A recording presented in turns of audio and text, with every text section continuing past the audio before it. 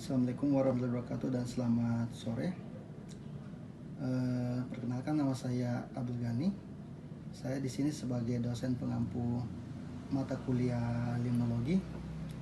Dan ini mata kuliah limnologi ini adalah mata kuliah tim, di mana saya sendiri sebagai penanggung jawab mata kuliah ini, dan dosen kedua itu Ibu Lady Kartiona SPI MSI.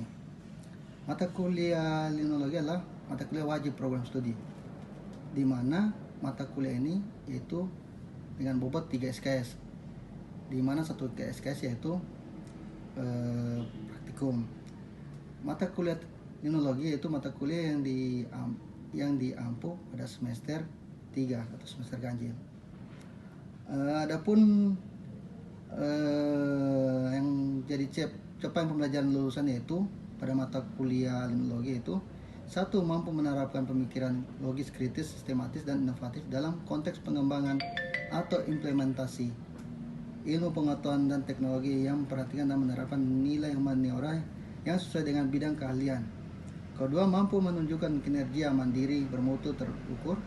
Ketiga, mampu mengkaji implikasi pengembangan dan implementasi ilmu pengetahuan teknologi yang memperhatikan dan menerapkan nilai humaniora sesuai dengan keahlian yang berdasarkan kaidah tata cara dan etika ilmiah yang rangka menghasilkan solusi, gagasan, desain, kritik seni. Kemudian mampu mengambil keputusan secara tepat dalam konteks penyelesaian masalah di bidang keahliannya. Kemudian memahami konsep dan mampu menerapkan pengetahuan terkait ruang lingkup dunia perikanan dan kelautan, mencakup pengetahuan tentang ikan, morfologi, fisiologi, oceanografi, ekologi, perairan, dasar-dasar perikanan tangkap, dasar-dasar perikanan budaya, dasar-dasar pengelolaan hasil perikanan, sosial ekonomi perikanan.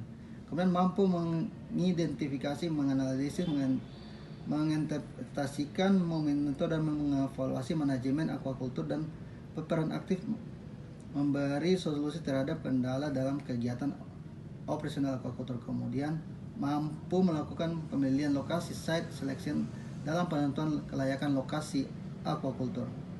Kemudian mampu melakukan supervisi, monitoring, dan evaluasi di dalam industri perbandingan, pendidikan, pembesaran ikan, produksi pakan alami, buatan, diagnosis, pengendalian penyakit, pengelolaan kualitas air, pemasaran inovatif yang dilaksanakan secara mandiri atau kelompok. Dan yang terakhir, mampu mengelola kualitas air, memformulasi dan membuat pakan organisme akuatik, mengendalikan hama dan penyakit di bidang aquaculture. Adapun pembelajaran mata kuliah, capaian pembelajaran mata kuliah atau CPMK, yaitu di sini mahasiswa mampu mendeskripsikan limnologi, tipologi, dan karakteristik perairan tawar, mengalir, lotik, dan perairan tergenang atau lentik.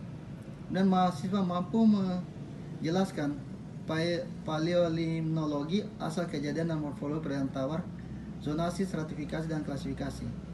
Kemudian ketiga, mahasiswa mampu menganalisis sifat fisik dan kimia perairan tawar, hubungan antara aspek-aspek tersebut serta dinamikanya.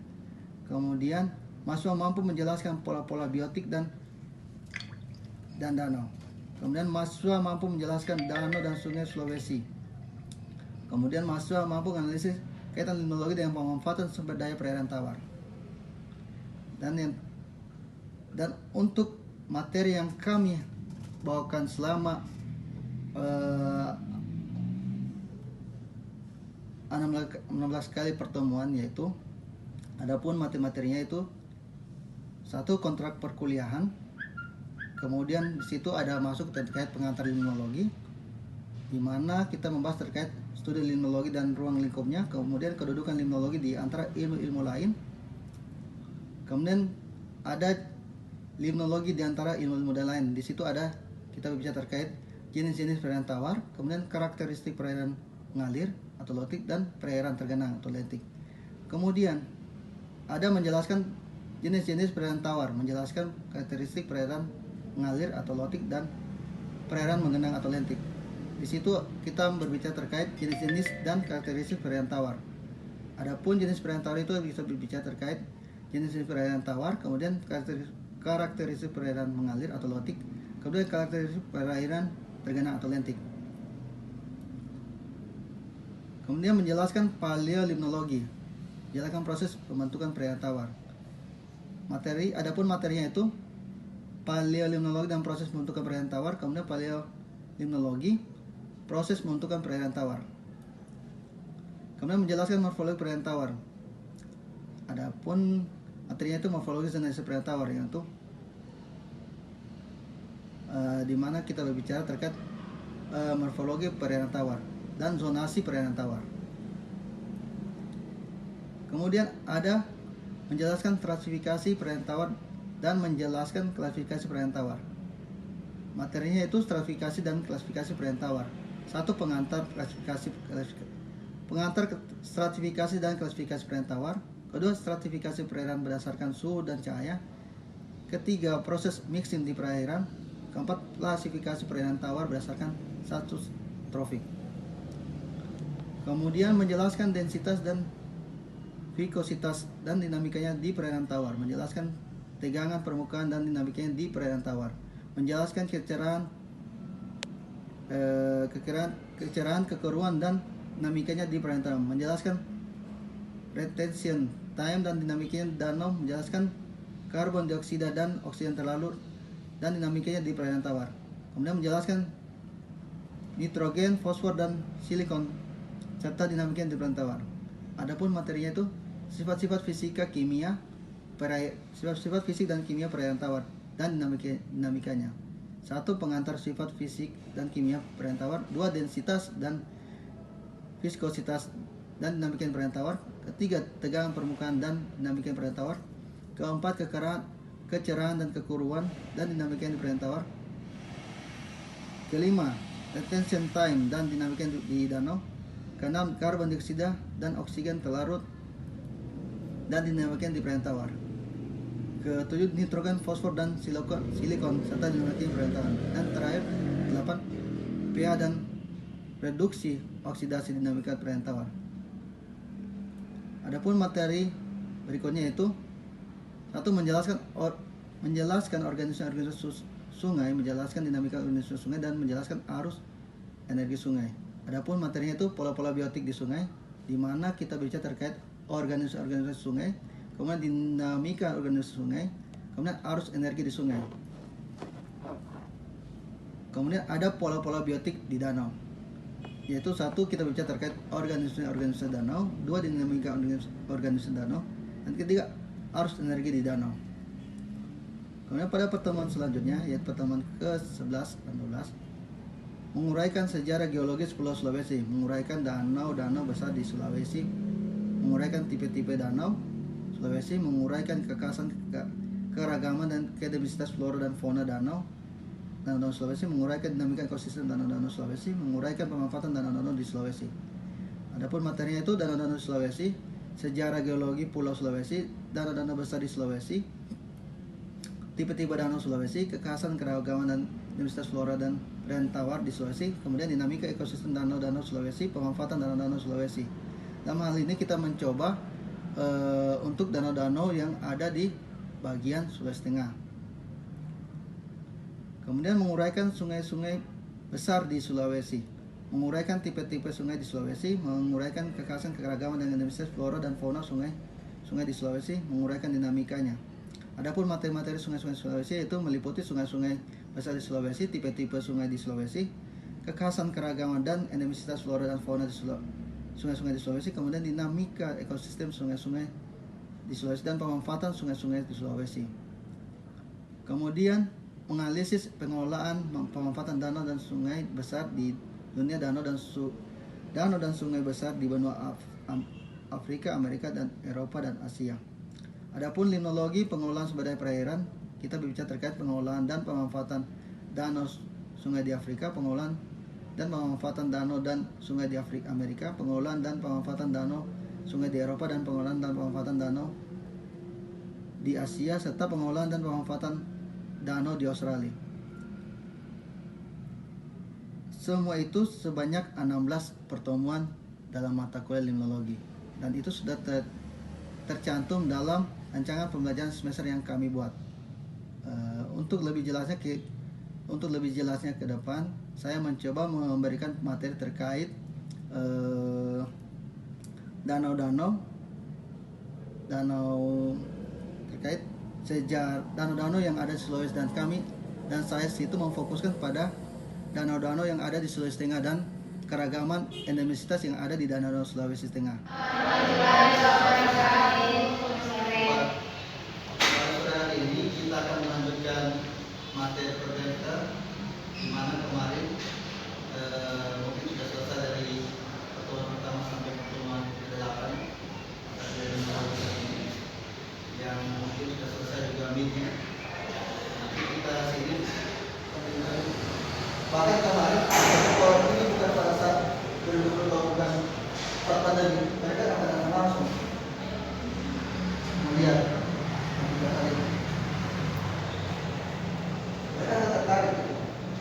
Bahkan bagian yang ada tadi juga ini, mereka pernah diskusi terkait festival nomor hapus yang temukan daerah apa nomor itu nomor hapus festival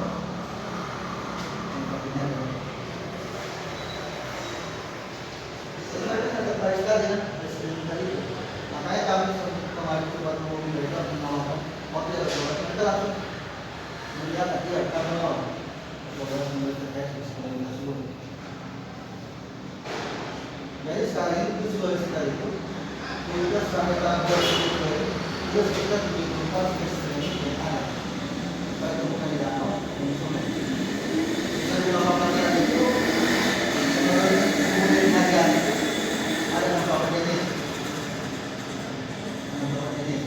Kemudian bulan berikutnya total produksi dari Kota dari Surat, Bumandaki, Sementara temukan festival juga hujan juga dari sungai.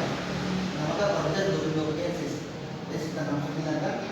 Kemudian tahun 2020 ada salah satu dari Jepang itu Kobayashi, pernah dia datang ke grup juga selama seminggu. Saya temani, saya berkolaborasi dengan terkait Jepang. Pada dari dulu dia ke Makassar, dia dapatkan eksplorasi sana, dia dapatkan dari semua orang. Terima kasih di Selatan. Dan kita langsung mengatur di Jepang. Jadi sekitar ada yang apa misalnya ada sekitar 20 kan. Kita 2021 ada sebelum Kobayashi datang ke ada penelitian gratis, ada pendampingan sama kita. Sebelum mereka keluar, mereka terus di kompetisi dulu dalam Islamia. Mereka dapatkan sertifikat kopi juga.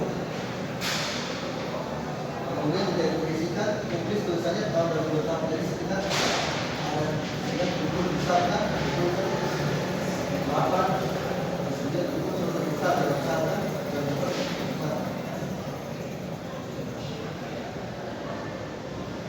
kemudian tahun 2001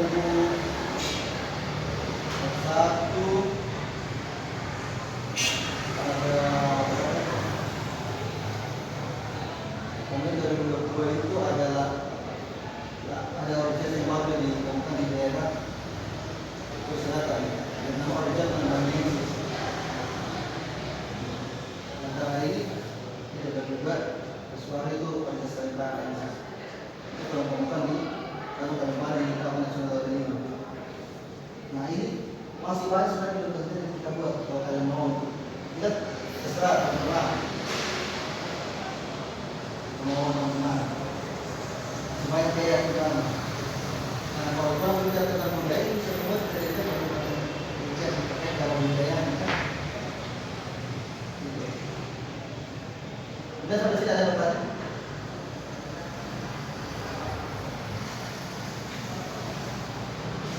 Ada pertanyaan mungkin terkait apakah kalian mau bisa biasa terkait ini? Coba ada yang mau atau mungkin di daerah saya Pak biasa ada dapat atau kita bisa eksplorasi sana? Apa sebenarnya siapa? Karena orang di sini itu bangga kita ada di daerah itu ada kami. Di bagian belakang itu ada perkembangan.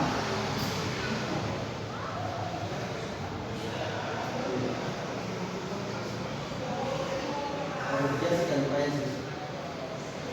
Dan ini masih kalau saya baru kalau mau bicara terkait dia masih bisa karena masih sebatas penemuan saja. Mau bicara terkait bagaimana kita membentuk sistem dan struktur masih bisa. Bagaimana yang sistem yang bicara terkait penemukan yang bisa. Bila komando-komandonya masih bisa, reproduksinya masih bisa, banyak sebenarnya yang bisa kita terkait dari ini. Masih banyak. Maka lihat teman-teman saja. Biasanya tadi jangan jadi tamu di daerah sendiri. Karena kita tadi sudah sosialisasi, sangat kali ada dari orang-orang yang mau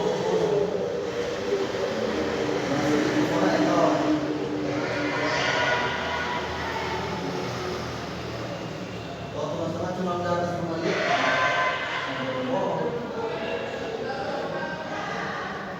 Jadi selain tadi masih ada di sungai. Sungainya masih banyak terus kesini digital. Maka bangunan mereka harus terbuka. Tapi kalau teman-teman sebagian ikan yang adapun hasil tadi itu bisa kita kembangkan bagi kita. Tinggal dari kemauan saja. Mau tidak? Karena lokasi tadi namanya tadi yang sudah terjadi kan mau ada jenis. Tinggal teman-teman mau tidak jadikan saja sampai. Kalau itu yang teman-teman ambil gitu ya, langsung akan di ACC. Ya langsung sudah ini yang penting teman-teman tahu apa yang teman-teman mau buat kayak tadi. Betulnya gimana? Sangat kurang terkait dengan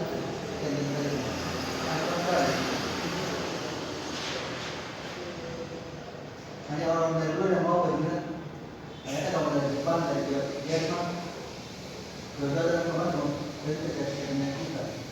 Kita sendiri malah jadi penonton.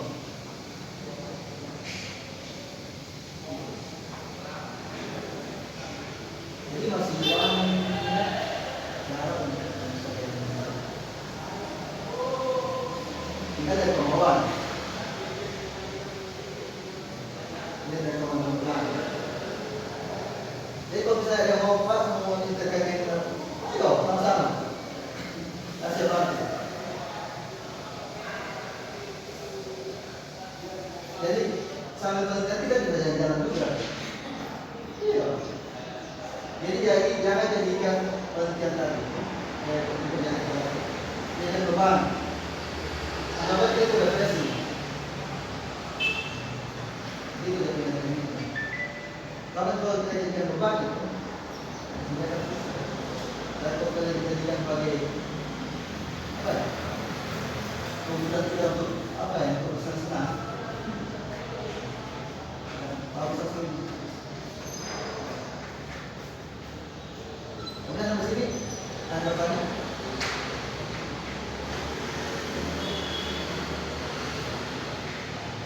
Ayo.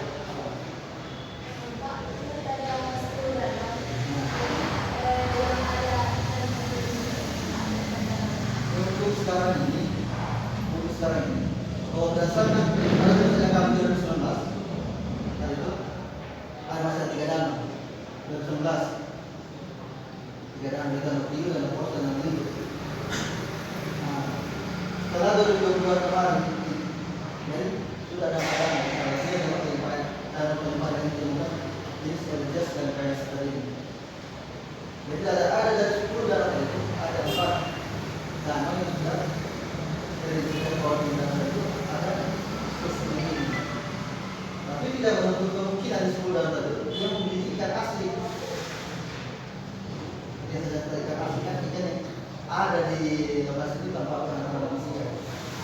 Nah juga mungkin memiliki ikan seperti predator. Yang sebenarnya kalau manusia kan. Nah, seperti itu kan ada di sampai saat ini ada perkara itu kalau itu foto dan itu dan ada dalam tempat.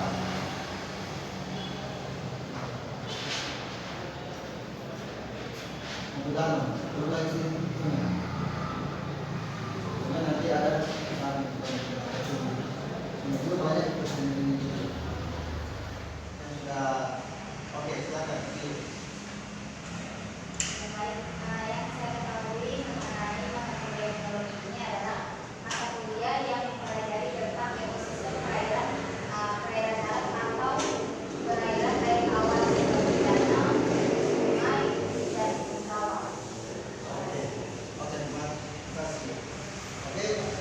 Itu maka limnologi itu dimana limnologi dari kita itu ilmu yang mempelajari terkait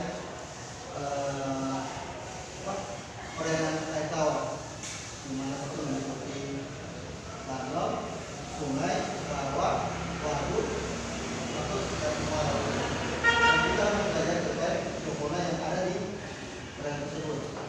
Berhubungan dengan itu, materi pada kali ini itu kita berbicara terkait danau-danau di Sulawesi Tengah dan fauna endemiknya. Selanjutnya, ada pun dalam pembelajaran pada pertemuan kali ini yaitu saya mengharapkan Bapak tadi mampu menyampaikan sejarah geologi Sulawesi, kemudian dapat mengelompokkan tipe-tipe danau Sulawesi dan tentunya mengidentifikasi keragaman dan endemisitas flora dan fauna danau Sulawesi. Dan yang terakhir yaitu menganalisis dinamika ekosistem danau Sulawesi. Tapi di sini kita fokus pada danau Sulawesi Tengah dan fauna endemiknya. Berarti, sini. Ini Pulau Sulawesi. Ini kan yang sendiri ada kota.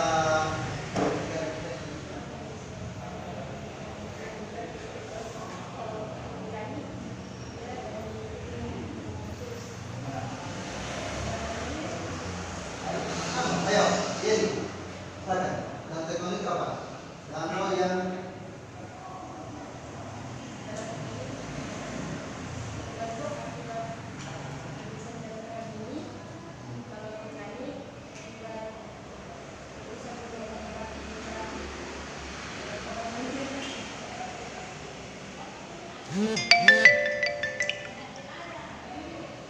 warna belajar apa?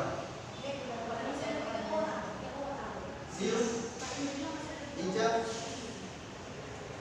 apa itu dengan teknologi tadi? Apa namanya? Ayo, atau yang lain? Betul yang apa yang disampaikan oleh Intan itu?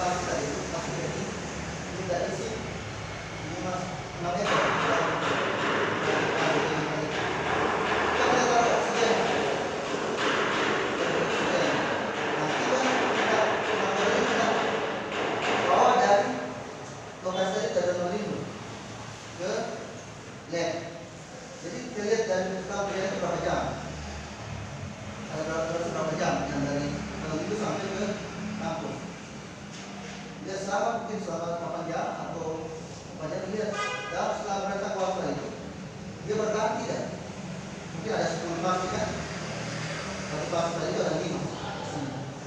Dia masuk satu nanti ya, lihat ada berapa pasta, ada berapa ini surat dia berpercaya terang, tapi aman. Sehingga kita melihat dia punya isi di lab lagi, kita jalan lagi mungkin sekitar minggu ke depan. Nah, di sini kita sudah buat datanya, selama berapa jam yang hari ini. Nah, kita lihat tadi dari pasta itu dan maling ini di sungai. Nanti bisa teman-teman share di internet tulisan-tulisan yang mengenai spesies ikan endemik yang ada di danau yang ada di Sulawesi Tengah. Di danau di Sulawesi, misalnya di Danau Matano, Danau Mamili, kemudian di daerah Sulawesi Tenggara.